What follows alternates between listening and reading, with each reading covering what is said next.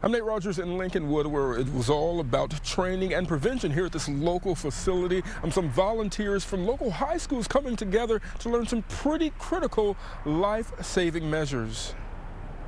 I never want to be that person who just doesn't know what to do in a time of crisis. High schoolers with their ears wide open, learning the signs of a medical episode and how to save a life. Nearly 60 students attended first responder training at Hatzatla, Chicago, a volunteer EMS organization servicing communities on the city's north side.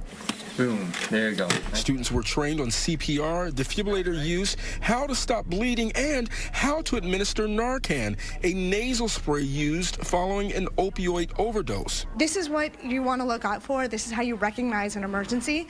This is how you're going to act in an emergency, and how can you stay calm and keep the patient calm. Learning how critical time is and your response is really amazing to know your impact, how strong it can be. The program named Hugo's Heroes is in honor of a boy from Johannesburg, South Africa, who died after an injury on the soccer field. His students that were in the building at the time were his first responders, and they came to his aid and they provided treatment.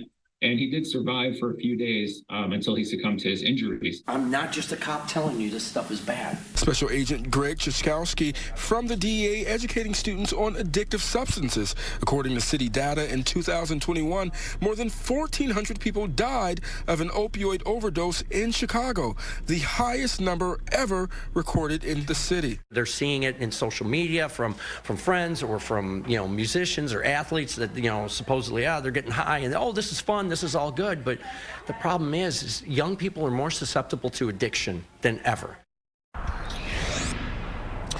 And the training does not end today. Those young people will be back to participate in a monthly continual education program. In Lincolnwood, Nate Rogers, Fox 32 Chicago.